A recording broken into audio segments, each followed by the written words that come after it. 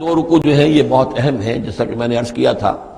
یہ حضرت عبداللہ ابن عباس رضی اللہ تعالیٰ عنہما کے نزدیک یہ تورات کی تعلیم کا نچوڑ ہے، 10 commandments،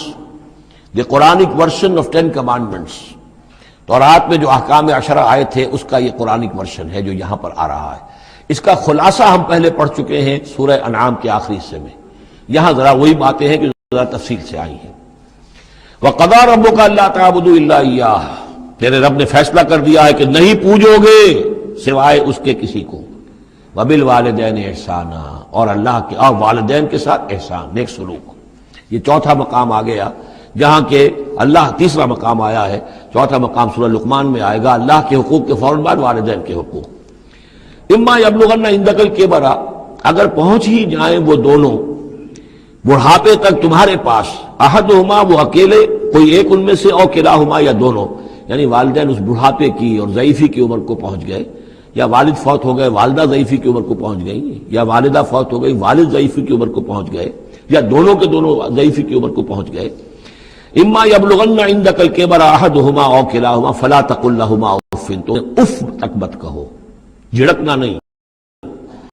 ولا تنہرہما، ان کو جھڑکو مت،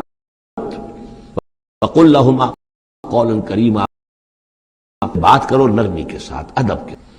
کسی وقت ان کی بات چڑھ جاتی ہے، ابا جان نہیں کر سکتا، میری مجبور، لیکن سخت نہ ہو کہ جس سے ان کا دل دکھے کہ آج یہ میرے سامنے سینہ تان کر بات کر رہا ہے، کل یہی تھا وہ جو چھوٹا چھوٹا سا لپٹتا تھا میری ٹانگوں میں آ کر، اور وہ یہی ہے جسے میں گود میں لیے پھرتا تھا، یہ دل دکھے نہ۔ وَاخْفِضْ لَهُ مِنَ الرَّحْمَةِ، یہ جو میں نے کہا تھا والدین کے لیے بھی اپنے بازوؤں کو، کندھوں کو عاجزی کے ساتھ ان کے سامنے جھکا کر رکھو، سینہ تان کر بات نہ ہو ان سے، بات جب بھی ہو معلوم ہو کہ جھکے ہوئے ہیں، ان کا ادب کر رہے ہیں۔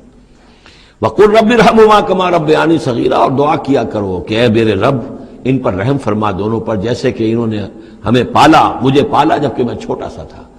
میں تو سب سے زیادہ ضعیف تھا، کمزور تھا، میرے لیے غذا کا، میرے آرام کا، مجھے تکلیف ہو تو تڑپتے یہ تھے،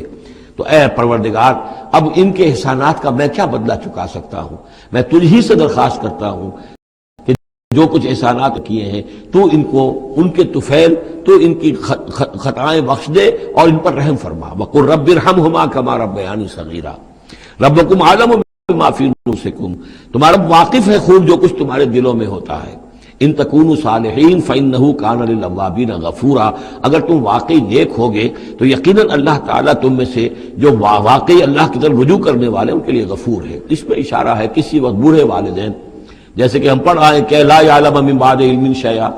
وہ کبھی بچوں کی سی عادتیں نوت کر آتی ہیں، پھر کبھی وہ ایسی باتیں کہتے ہیں کہ جو نہیں کی جا سکتی، کہیں روکنا بھی پڑتا ہے، ٹوکنا بھی پڑتا ہے، لیکن یہ کہ اگر مجبوراً کہیں ایسی بات کرو اور کرو ادب کے ساتھ، سختی نہ ہو، تو پھر یہ کہ اللہ تعالیٰ جانتا ہے تمہاری نیت کو، کہ تم اگر اپنے والدین کی یہ بات نہیں مان پا رہے ہو، تمہاری مجبوری ہے، وہ تم جانتے ہو، اللہ تعالیٰ کے علم میں ہے، غفور اور رحیم ہے۔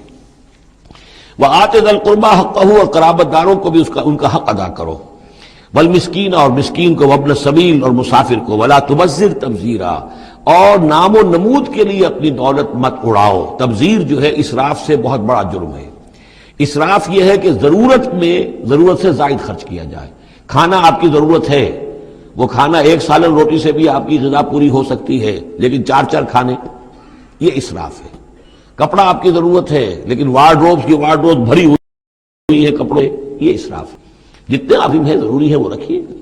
اور تبذیر یہ ہے کہ بلا ضرورت خرچ کرنا، صرف نام و نمود کے لیے، اپنی دولت کی نمائش کے لیے، شادیوں پر خرچ ہو رہا ہے اور کس قدر ہو رہا ہے، دھوم دھڑکتا ہے، کوئی اس کی ضرورت نہیں ہے،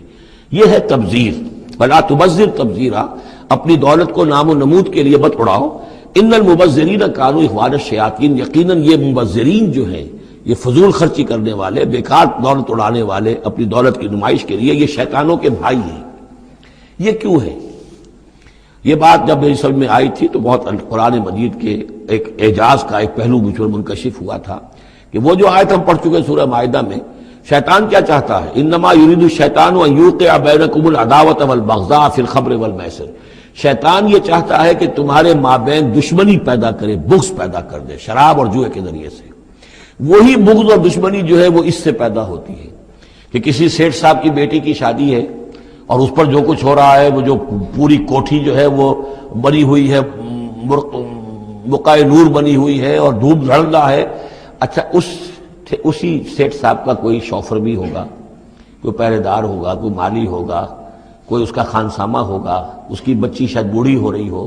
اس کے ہاتھ پیلے نہیں ہو رہے ہیں, کیا ہوگا اس کے دل میں؟ کیا چھریاں نہیں چل رہی ہوں گی اس کے دل میں؟ کیا پھر محبت پیدا ہوگی یا نفرت پیدا ہوگی؟ پھر تو ایسا ہوگا کہ جب اس کا داؤ چلے گا یہ پیٹ پھاڑے گا اپنے اس سیٹ کا اور لے کر جائے گا. یہ ہے وہ دشمنی ڈالنے والی بات, تبذیر جو ہے جس سے کہ دشمنی پیدا ہوتی, طبقاتی شعور پیدا ہوتا ہے. ہیوز اور ہیو ناٹس کے درمیان ایک جو خلیج ہے وہ زیادہ سے زیادہ جو ہے گہری اور چوڑی ہوتی چلی جاتی ہے. وَكَانَ الشَّيْطَانُ لِرَبِّهِ كَفُورًا, اور یقیناً شیطان اپنے رب کا بہت ہی ناشکرا تھا. وَإِمَّا تُعْرِضَنَّ عَنْهُمْ ابْتِغَاءَ رَحْمَةٍ مِّن رَّبِّكَ تَرْجُوهَا, اور اگر تمہیں اعراض کرنا ہی پڑ جائے ان سے, یعنی قرابت دار ہے کوئی اور آپ سے کوئی سائل آ گیا ہے, کوئی اور ہے جو آپ سے کوئی مدد چاہ رہا ہے,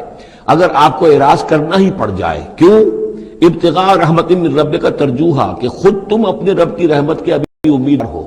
یعنی اس وقت تمہارے پاس کچھ نہیں ہے, تم بھی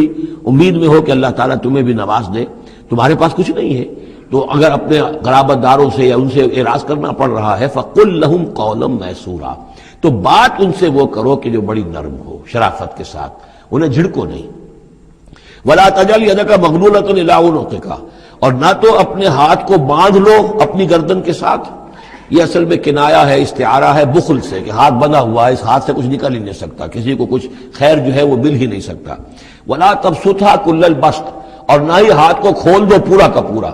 یعنی یہ کہ بسا اوقات انسان کے اندر نیکی کا جذبہ اتنا جوش کھاتا ہے کہ سب کچھ اللہ کی راہ میں دے کر خود فقیر ہو جائے, یہ بھی نہیں,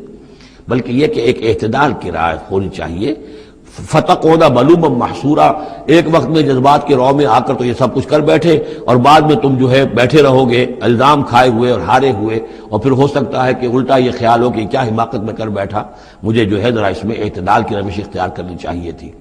اس میں بسا اوقات ایسا ہوتا ہے کہ انسان یہ سمجھتا ہے کہ یہ غریب آدمی میرا رشتہ دار جو ہے, میں اس کی کسی نہ کسی طریقے سے اب اس کے حالات بگڑے ہوئے ٹھیک کر ہی دوں, لہذا وہ اپنی امکانی حد تک مدد کر رہا ہے, لیکن حالات ٹھیک نہیں ہو رہے اس کے. تو فرمایا ان ربک یبسط الرزق لمن یشاء ویقدر, یہ جو ہے کسی شخص کے اوپر رزق کا کشادہ ہو جانا اور کسی کے اوپر رزق کی تحقیق ہو جانا, یہ تمہارے اختیار میں نہیں ہے,